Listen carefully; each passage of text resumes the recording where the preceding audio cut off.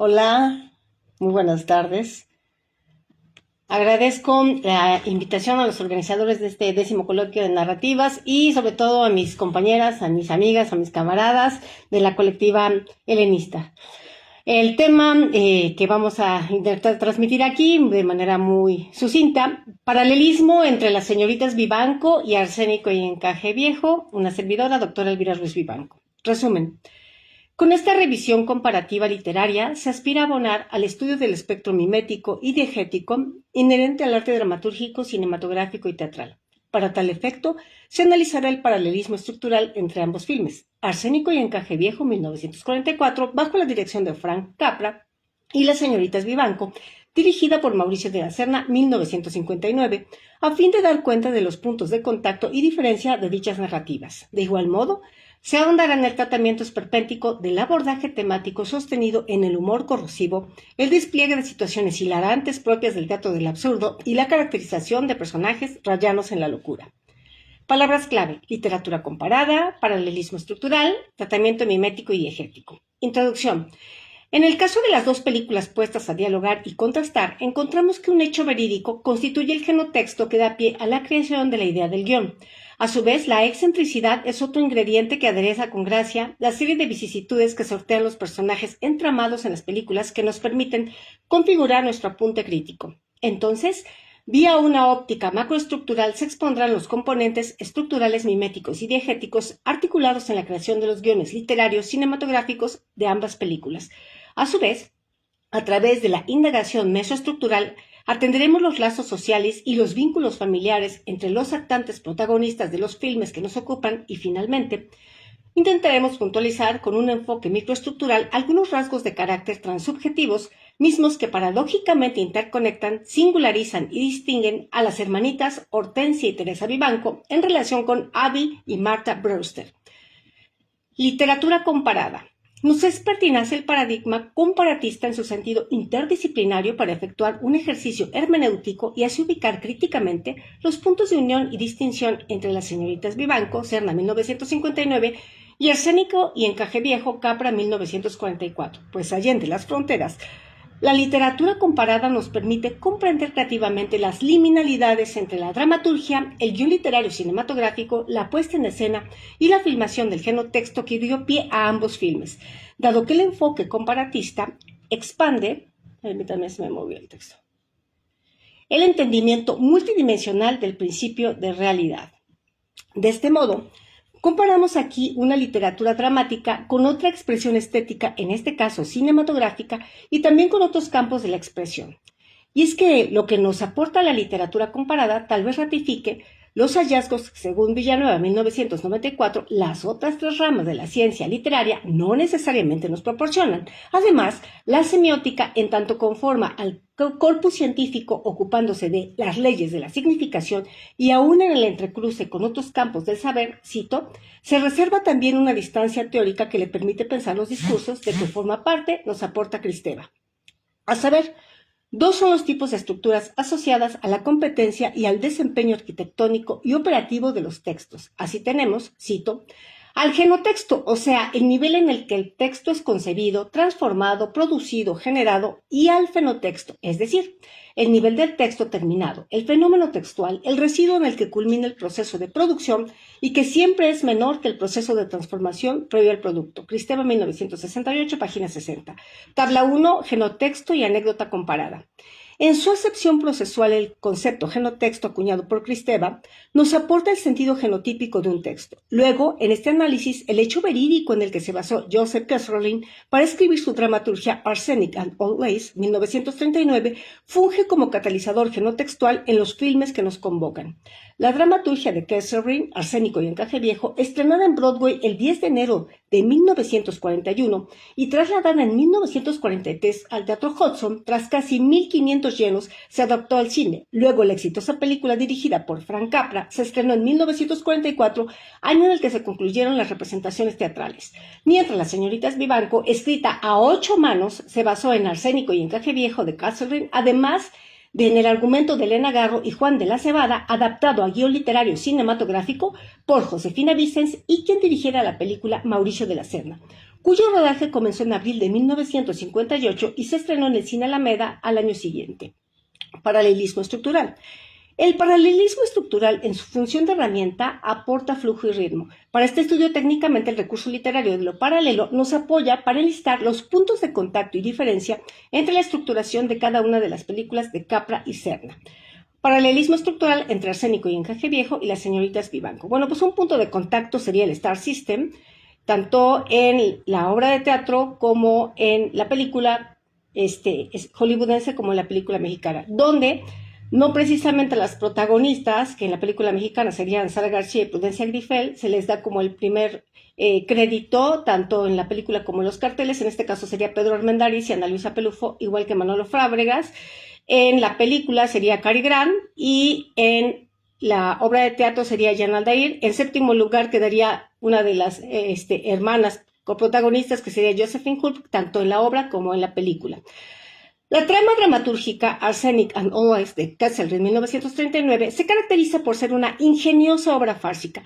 Las protagonistas son dos ancianas hermanas reconocidas en su vecindario en Brooklyn por sus múltiples actos caritativos, pero estas nada ingenuas y sí macabras viejitas envenenan a ancianos solitarios que acuden a su casa en busca de alojamiento. Ellas cuentan con la ayuda de su sobrino con discapacidad intelectual, quien se cree Teddy Roosevelt y que frecuentemente toca una corneta y grita ¡a la carga!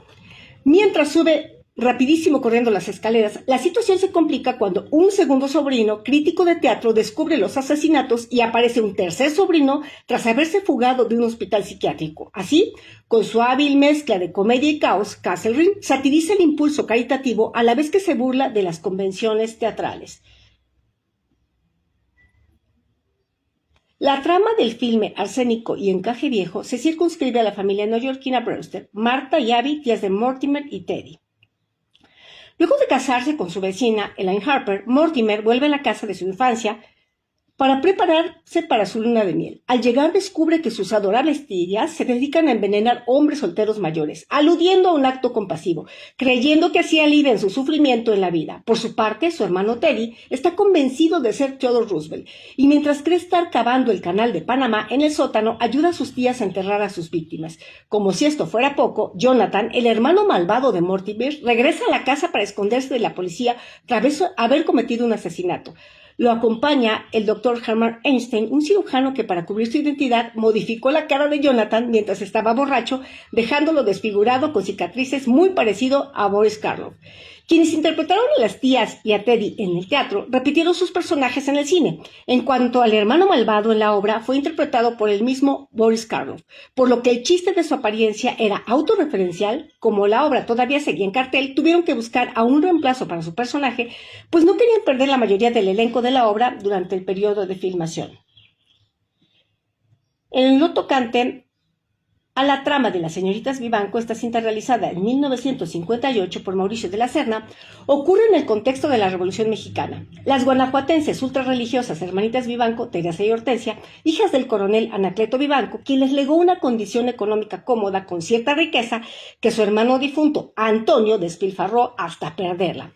Entonces, venidas a menos, ven cómo los bienes de su casa son embargados, por lo que deciden rentarla. Así que alojadas en la portería, una noche lluviosa les dejan a una bebé en la puerta acompañada de una nota que señala su hermano Antonio como el padre, lo que les representa su aceptación inmediata, pero también muchos apuros. Planean entonces una serie de acciones que las llevan a vivir divertidos enredos tiernamente maliciosos, pero ilegales. Hortensia ahora se hace pasar por Elisa Robledo, viaja a la capital del país y se convierte en doncella de la vedette Maruja Malverde, a quien roba sus joyas porque la reconoce como la atractiva mujer que sedujo y explotó a su hermano Antonio. Una vez con el botín, las hermanas convencen con mentiras a su gran amigo Esteban para que las venda. Con el dinero logran vivir una década más, hasta que tienen que replantearse qué van a hacer para sobrevivir y de paso solventar la fiesta de 15 años de su sobrina Cristina. Después tendrán que efectuar otros robos. Teresa ahora se hace pasar por Claudia y trabaja como profesora de francés de los 4 hijos de una pareja disfuncional. Ahí se roba al Santo Niño de Atocho con toda y alcancía repleta de monedas, el del Santo Niño de Atocha, y luego Hortensia, que se hace pasar por Ángela, trabaja con una madame y sus muchachas y se roba el dinero de los vinos para pagar la hipoteca de la casa. A su vez, Teresa, que se hace pasar por Delfina, cuida a Lola, la esposa del general revolucionario Inocencio Torrentera, un alcohólico machista con apego a su madre muerta, que no recuerda al protagonista del Rastro de Elena Garro de 1957, el protagonista Adrián Parajes. Se roba más de 10,000 pesos en billetes emitidos por Francisco Villa para la boda de Cristina, su sobrina adoptada. Desafortunadamente, su amigo incondicional Esteban les informa a las hermanitas Vivanco que los billetes ya no están en circulación y no valen nada. Pasados unos días, las hermanitas Vivanco vuelven con su amigo para volver a hipotecar la casa y tratar de solventar los gastos de la boda de Cristina. Esteban les cuenta que fue a la capital donde conoció al mentado sobrino Ernestito, quien le dio dinero para que ellas pudieran pagar los gastos de la boda. Las Vivanco y amigos asisten a otra presentación de Maruja, quien reconoce a la ladrona que le robó sus joyas y la denuncia con la policía. Un día antes de la boda, el policía llega por las señoritas Vivanco y este agente les confiesa que tiene que llevárselas. Entonces ellas, ante esta situación, deciden dar cuenta de sus actos sacrificiales que tuvieron que cometer para salir adelante. Convencen a la gente para que se haga pasar por su sobrino Ernestito con los asistentes a la fiesta. Tras la boda le obsequian una medallita del niño de Atocha y se van con él para darle causa al proceso judicial y le suplican que de sus delitos no se entere jamás su hija sobrina. Tratamiento esperpéntico. El esperpento, término acuñado por Ramón de María de Valle Inclán en su dramaturgia Luces de Bohemia de 1920 y referido al contexto del escritor, este gradiente tragicómico, grotesco, burdo, estridente y goyesco que implica lo esperpéntico lo ubicamos en la dramaturgia y las películas aquí expuestas. Entre las características esperpénticas reconocibles en Arsénico y Encaje Viejo y las señoritas Vivanco están lo grotesco como forma de expresión manifiesta la degradación de los personajes, la reificación o cosificación de los personajes reducidos a mero signo o muñecos, la animalización o fusión de formas humanas y animales, la literaturización del lenguaje coloquial, frecuentemente investido de todo tipo de intertextualidades, el abuso del contraste, la mezcla de mundo real y de pesadilla, la distorsión de la escena exterior, la deformación sistemática de la realidad, la apariencia de burla y caricatura de la realidad, el significado profundo semitransparente cargado de crítica e intención satírica que constituye la auténtica lección moral, y la presencia de la muerte como personaje fundamental, según Orcas 2009. Teatro del absurdo. El teatro del absurdo, teñido de existencialismo y desencanto, producto de duelos reconocidos o no, sea por el contexto precario, por las tristezas del coexistir, lo percibimos a las claras en el despliegue de situaciones absurdas protagonizadas por Marta y Avi Brewster en Arsénico y Encaje Viejo, aunado al humor corrosivo y negro en los tratamientos de la dramaturgia y los guiones que enhebran la intertextualidad anecdótica y temática en la película Las señoritas Vivanco. Ambos duetos de los personajes femeninos, Hortensia y Teresa Vivanco, y Abby y Marta Brewster, guardadas las distancias, nos remiten al lazo existencial, filial y humorístico que ata el apego entre Estragón y Vladimir, los protagonistas de Esperando a Godot de Samuel Beckett de 1951. Coincidentes estos caracteres en sus disparates, situaciones hilarantes y golpes dramáticos rayanos en la chifladura. Consideraciones finales. El paralelismo estructural de los entramados de ambos filmes, Arsénico y Encaje Viejo, y Las señoritas Vivanco, nos aportan una mirada comprensiva sobre su troquelado formal, cuya transtextualidad parte de un hecho verídico, mimetizado dramatúrgicamente como libreto teatral y también como guión literario cinematográfico. Posteriormente, su diegesización se nutrió con las versiones cinematográficas de Capra y Serna respectivamente. Finalmente, los paralelismos señalados en este análisis favorecen la comparación y conexiones de los aspectos similares y diferenciadores entre la obra de teatro, el filme hollywoodense y la película mexicana. Bueno, este documento es apenas un breve paneo sobre lo mucho que podemos encontrar en los estudios comparatistas y el análisis de algunas funciones y elementos paralelos localizados en la literatura y en el cine. Aportes que idóneamente nutran a la comprensión profunda y a la producción expandida de narrativas emergentes. Muchas gracias.